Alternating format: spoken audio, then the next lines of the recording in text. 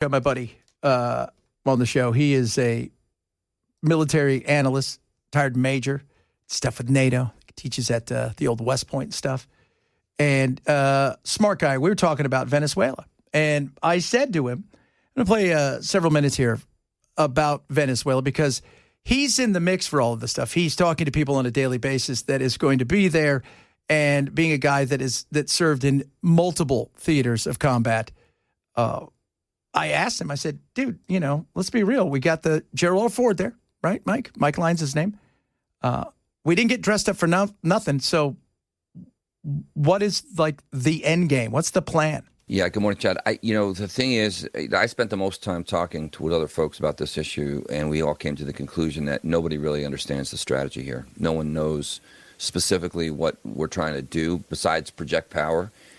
For someone that's trying to win the Nobel Peace Prize, the ground invasion into Venezuela doesn't make any sense.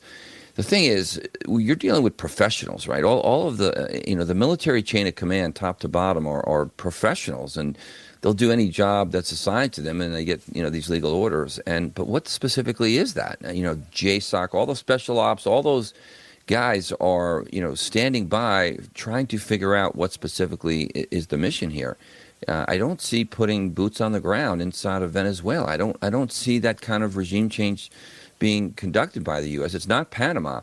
And so we've got to push harder on what specifically is going on here. But to your point, they have dressed up the military, and there's a lot of firepower there, taking out a couple of speedboats, bringing small volumes of cocaine to the United States. It's just too much of a projection of power. Talking to Mike Lyons, military analyst. We talk about all things when it comes to the military. Again, we're dressed up. We got so many, I don't know how many, we're up to like 10,000, soldiers that are there. We've got the ginormous ships. We've got the firepower when it comes to our drones, and even now some of our, our planes.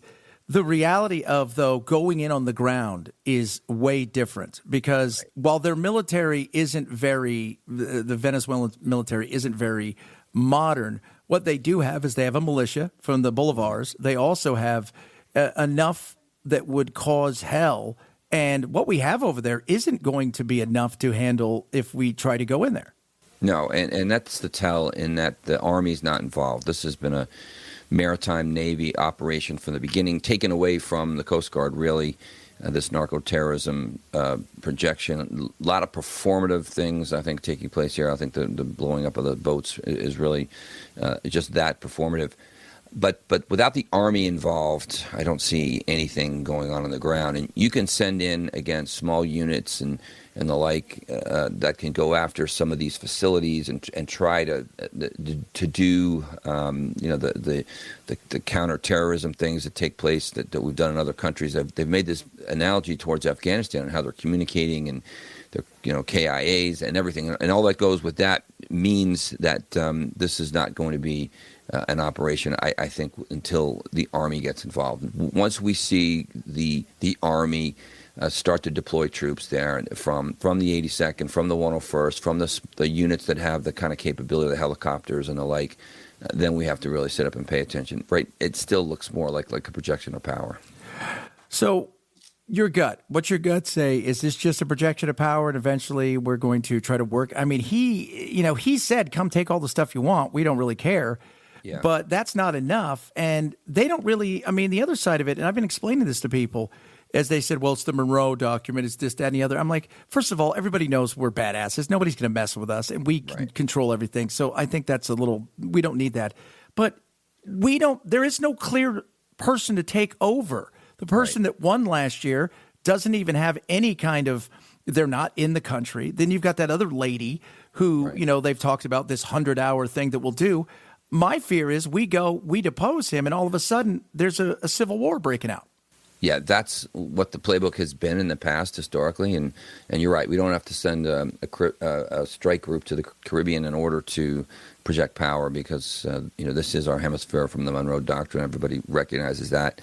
Again, this is where I just don't know what the strategy is. I think that would be the worst possible thing. Venezuela is flush with rare earth minerals, with resources, and obviously the socialism is what put it into the position it's in today, if you want a good example from a historical perspective. But there's no military solution. I just don't see the military solution here, and it won't stop the amount of cocaine coming out of Colombia. That has to be fixed at that root source as well.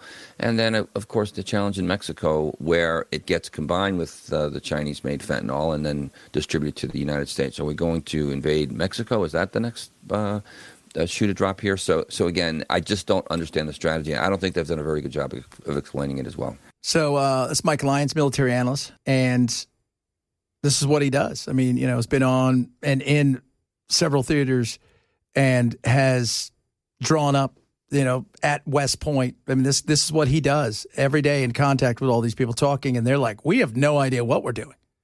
We don't have any idea what's going on. And it's just, as I was joking, we don't get dressed up for nothing. If you've seen Braveheart, where they're all getting ready to have that big fight, and then he turns and we didn't get dressed up for nothing. It's the same thing. We didn't get dressed up to show up and to do what? Some maneuvers out there?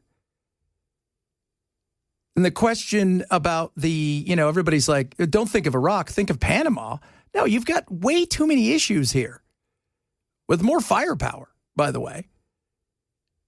And what does it look like if we do go and we don't have enough people in? If the army starts showing up, then you know that it's probably going to get serious. And Trump has already said, I've not ruled out boots on the ground. But then who runs the country?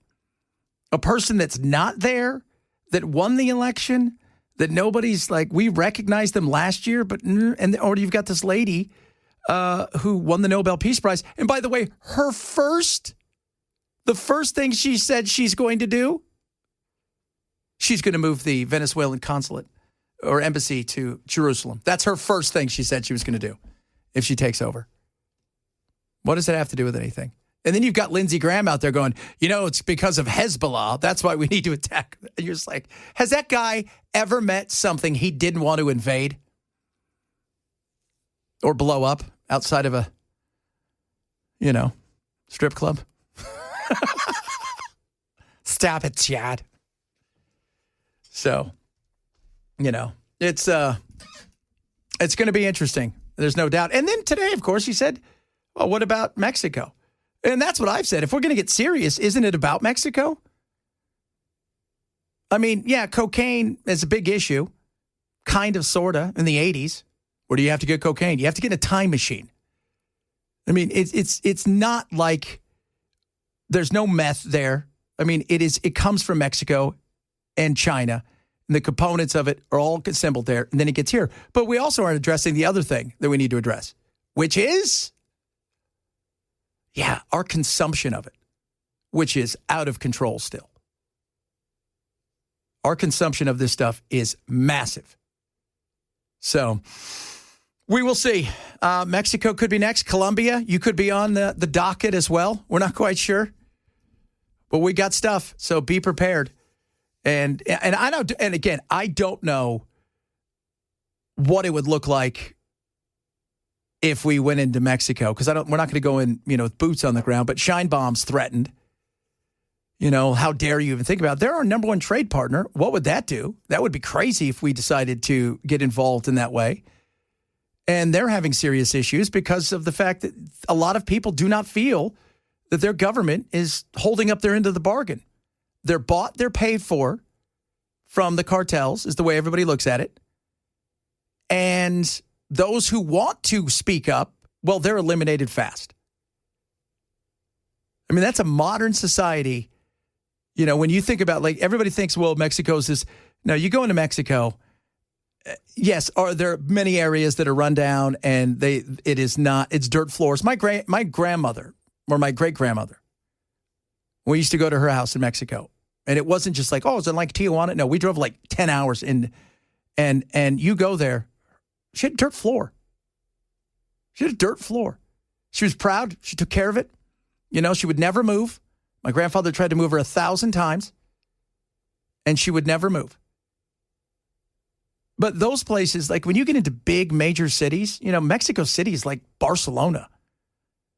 But it's the outskirts, and it's close to the border. And so could we see drone attacks? It's possible. I don't think we'll see an invasion by us. But the Venezuela stuff's going to be very interesting to see what happens because we didn't get dressed up for nothing.